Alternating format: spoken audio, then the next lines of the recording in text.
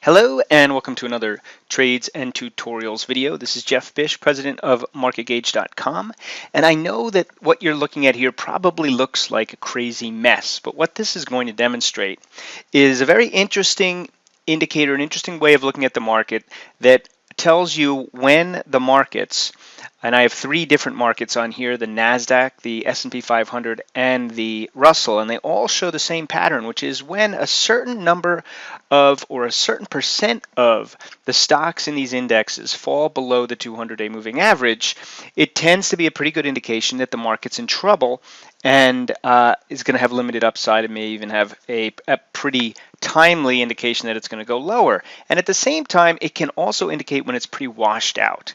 So before I get into the details here, I just want to make sure that if you're just finding us on YouTube, please subscribe to our channel, and also please also know that you can find more videos like this at marketgauge.com/tutorials, and follow us on Twitter for even more insight in the markets at both @MarketGauge and @MarketMinute.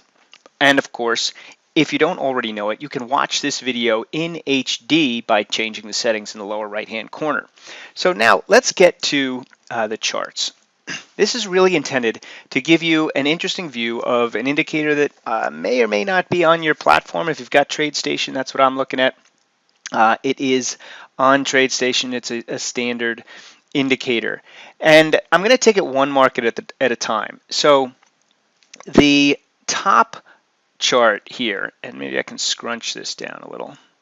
So here's the top chart. The top chart is the NASDAQ 100, and the green, solid green line represents the number of stocks in the NASDAQ 100 that are above their 200-day moving average. Now I've put a dotted line to represent the midpoint, so in this case it's 50. And the pattern I want to point out to you is that when this number comes under this 50 line, you can see here's the NASDAQ price action. This is weekly. You can see that it's at that point that NASDAQ really, in this case, it was pretty timely, gets itself into trouble. All right. When it comes back over that line and continues, NASDAQ has some room to run on the upside. Back down under, it's in a little bit of trouble. Over, it's rallying. Now what you really want to look for though is over and continuing, but this is an indicator you can just kind of keep your eye on to see if the market is healthy or the market is deteriorating. And what I think you'll find is that this 50 line works really well. Now what makes it even more compelling is that I'm going to show you that that 50% line seems to hold true on the S&P 500, on the Russell 2000 as well. So finally we get here, we get moved back over the 200, over the 50% line in a big way, and the momentum in the markets continues, right? And you got a really nice run. Here is the head fake or a total flush in 2014, but you can see it quickly recovers, and when it quickly recovers, you can see that the market continues to move higher. Now, even though you can see the erosion happening, right? You don't want to count the market out until it really starts to get close to or drops below that 50 level. Now it's been below the 50, it's had trouble getting back above the 50, and now is hanging around 20. So the next question you'd want to ask yourself is, can it get too high? Can it get too low? Well, the too high, well, if we draw a line up here just under 90, I suppose you could argue that when it gets up above that level, or to that level, it has been an indication of it getting a little bit stretched. It certainly was back in 2011. It was a short term in 2012.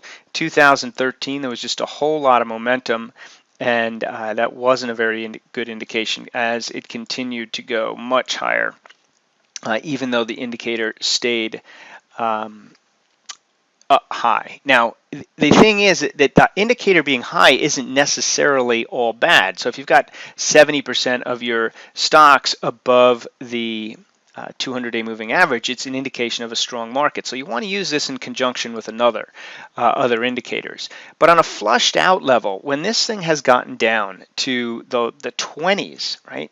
So here's the 20s in 2011, and I'd go further back if I could, but the data just doesn't go further back. But you can see, I guess here in 2010, it got down into the mid 20s. That proved to be an area where it would be proved to be a low. In the 2011, that proved to be an area that would be a low. When we get down to 2015, didn't quite get down to the 20s right here, but it got down to about 30. That proved to be an area that was a low. And now we're, I'm not going to say as low as we've ever been, but down in the low 20s, pretty flushed out. Now we do want to see the market turn up and move up. And if you've looked at my last blog post, you know that I look closely. A really easy way to measure turned up can be trading over with conviction that 10-day moving average on a shorter term moving point of view. So point here is under the 50, when you cross from above the 50% mark to below it, watch out. The market's at that point getting pretty weak, even if it's not showing up in the price action. But when you get down to these mid 20s and the market starts to turn up from there, it can really be an indication that maybe you have put in a bottom that might have some significant duration. So one of the next step that I thought was interesting is, what do you do? You know, what stocks do you focus on when the market might be turning up?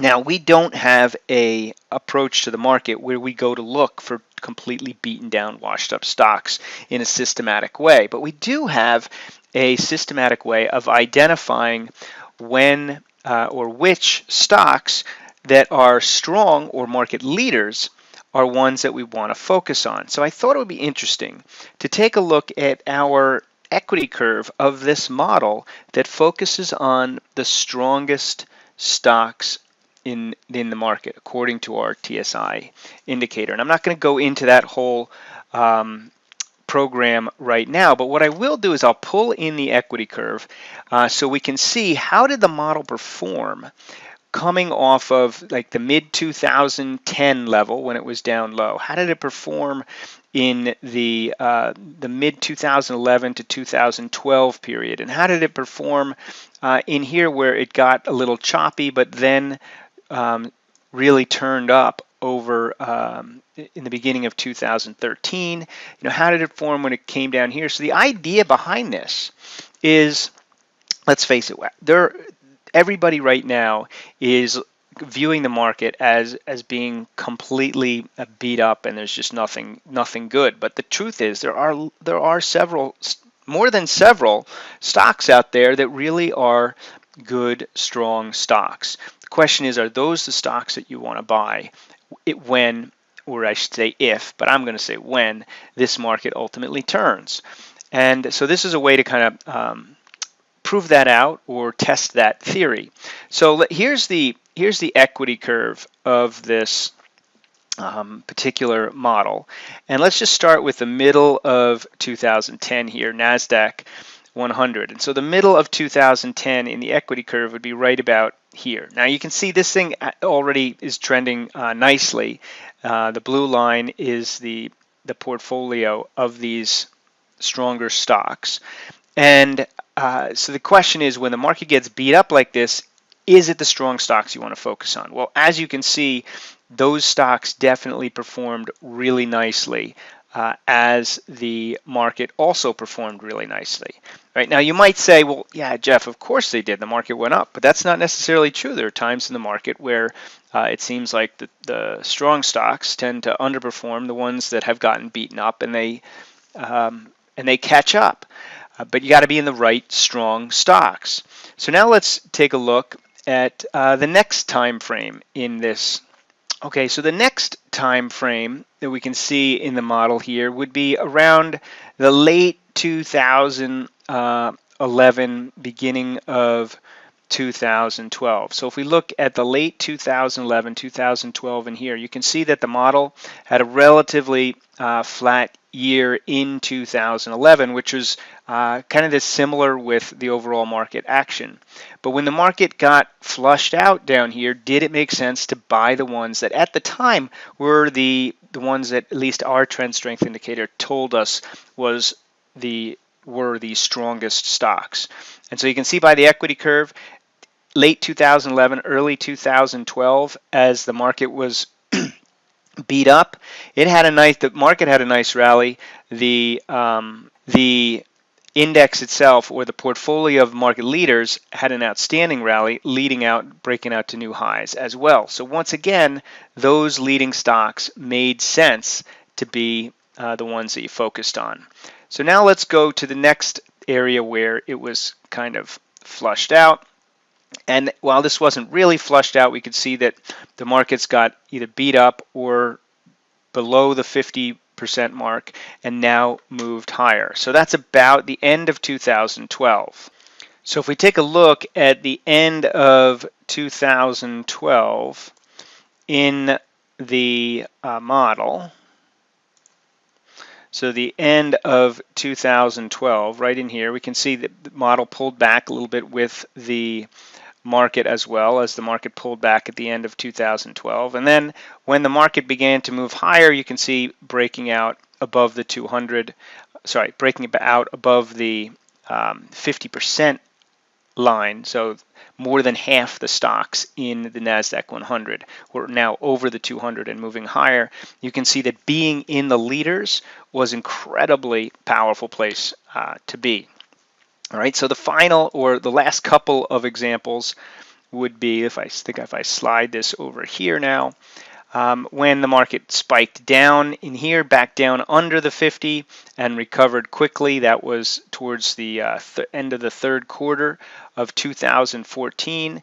So if we look at that in this model, that's right around in here, and we can see that as the market recovered and then continued higher, the leaders once again were a great place to be. Now the market has since pulled back because it's dropped under the 50% mark, and that leaves us with the question, with the market down here at the beat up levels of 20 in the NASDAQ 100, do you want to be looking to buy leaders down here, or do you want to be bottom fishing?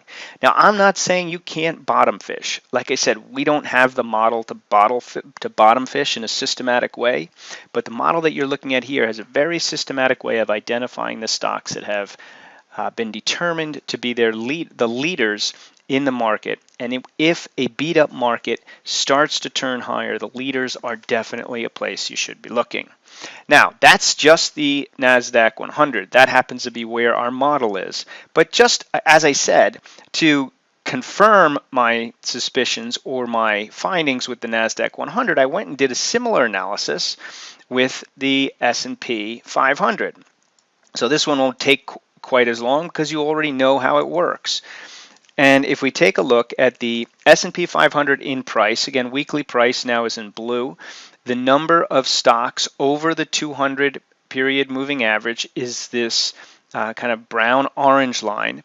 And again, when this drops below the 50 level, the price action really and clearly suffers. When it goes back above the 50% line, the price action really responds. Below the 50% line, the market suffers. Above, you can see the pattern. All right, now here it doesn't really get that much below, but if it's above the 50% line, the market is in a much stronger area, stronger mode. And as I said before, even if it's above the 50 but not necessarily trending higher, it can't go higher forever, the market can still be healthy. But once it really starts to get down below, now in this case it came roaring right back, and so this would have been that when the market came roaring right back and you saw this line, you would realize that the market had held up. Whereas in this case, you can see that the market was not coming roaring right back, and when it got weak, this stayed weak. All right, so and when the market came back, this stayed weak. So it's really not surprising that when the market started to roll over again, it was doing it from a weaker state. Here again, when we look at the level of oversold, it seems to line up right about with where we are. We got oversold here. We got oversold here, proved to be a low.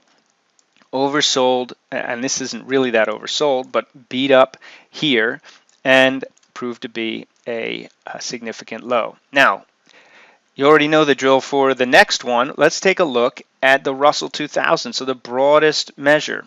Again, the lines are at different numbers, but they're all, the dotted line is all at the 50% mark.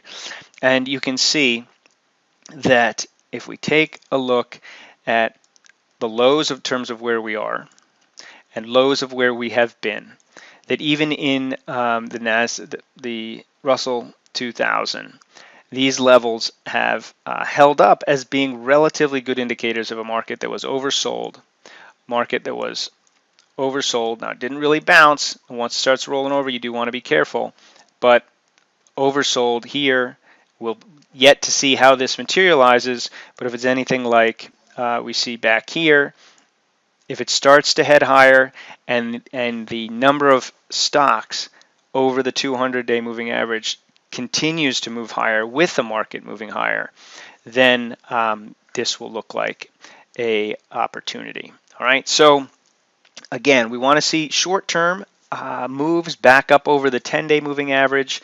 But when this happens, we want to start looking for stocks that are strong. You don't have to look for the stocks that are beat up and try and pick bottoms. You can do that too, but we know that the strong ones work. So I hope that helps. Hope that gives you a little insight in terms of where the market is overall. And with any luck, your platform will also have this indicator. And now you know key levels to use it with. That's all for now. I'll see you in the next video.